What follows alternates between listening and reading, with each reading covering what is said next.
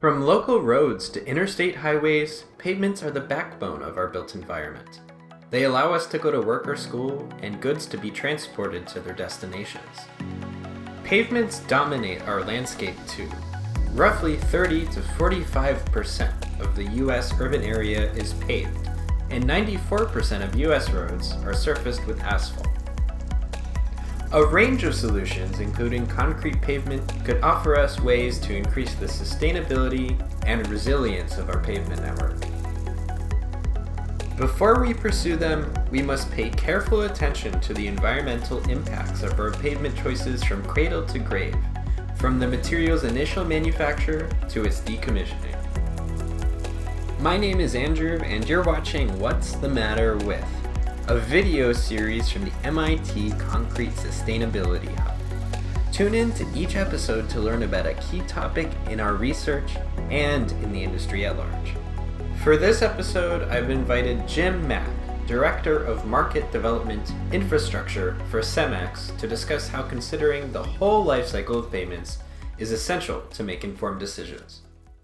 Can you talk to me a little bit about why people tend to focus on embodied carbon versus use phase impacts, and what are the consequences of that? Embodied typically are the emissions that are associated with the production of some type of product. So if I'm building a highway, the embodied emissions are all the emissions that go with the materials that are used to build a roadway. So the cement, the concrete, the asphalt, the aggregates.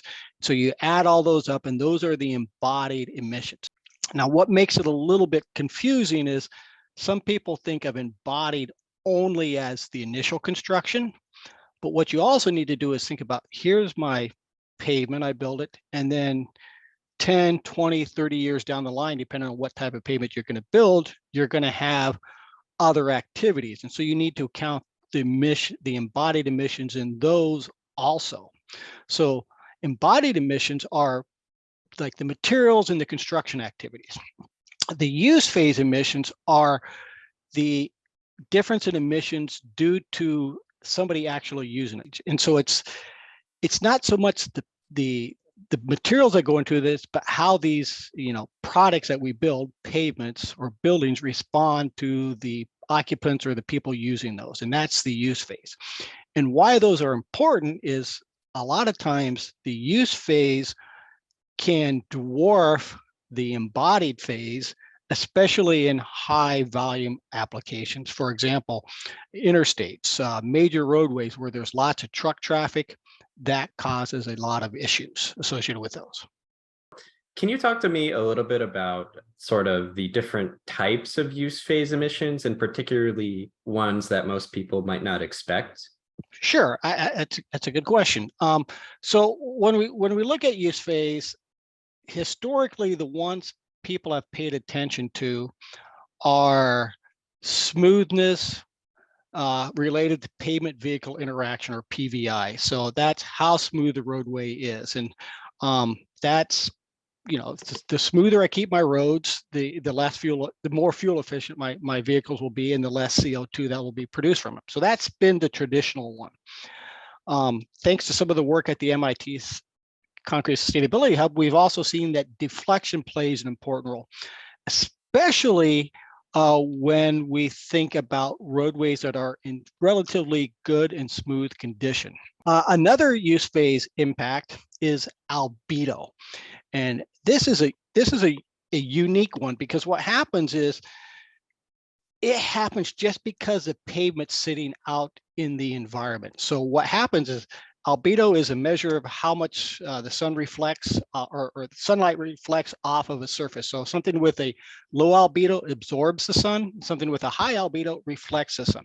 Pavements can do the same thing. So every time sunlight hits the pavement and some of it reflects out, that's impacting the Earth's radiative forcing and our energy balance. And so just by out there putting a pavement down, we can kind of impact that. And why this is important is because the Earth's average albedo is about 0.3. Concrete somewhere between 0.25 and 0.35, depending on its age. And so it doesn't affect the Earth's energy balance too much. But the alternative asphalt, it's got an albedo of about 0.05 to about 0.15. So now this plays a really important role out in urban areas or on airports or on ports that have big, massive areas of pavement. If, I can heat those, I can lighten those up, and I can impact the radiative forcing and minimize, our Earth's energy balance. But that also helps with urban heat island impacts. And so it keeps it cooler. So we have a little bit cooler, situation.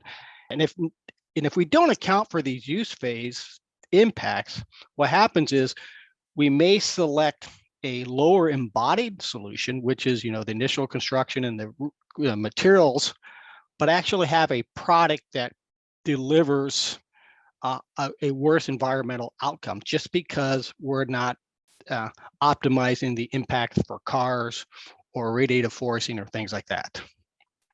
Could you compare the use phase impacts of concrete and asphalt pavements? Yes, you can, and that's the process to do is called a full life cycle assessment or a whole body life cycle assessment. There's a couple different things, but it's essentially the cradle to grave. So what you do is you account for all the material extractions when it's being extracted from the ground, all the manufacturing, all the construction, all the use phase of it, and that's, maintenance, rehabilitation, and all the vehicles using it, all the albedo on there, and then even the end of life. So there is a process defined how to do this. It's an ISO standard, and it says, here's how you go through this, and it walks you through the steps to do it. In respect to that, one of the things I like about what MIT is doing is a lot of the other researcher out there, they're trying to figure out, hey, what is the exact, precise answer for this situation at all the time? And I don't think that's a good way to do it because something could change. We really can't predict. I don't know what's going to happen tomorrow, let alone in 10, 15, 25 years. But I can take an educated guess, if no other way, and say, hey, these are the most likely things to happen. And here's a range of things that can happen. Here's a range of albedos I may have. Here's a range of rehab activities. And I can put those into a Monte Carlo simulation. And I can look at multiple scenarios, thousands of different scenarios of these, of different rehab activities, different albedos, different truck combinations or vehicle loading, and come up with, hey, here's these two pavements. And I can say A is better than B 72.3% of the time. It's not always going to be better, but there's a high likelihood of this.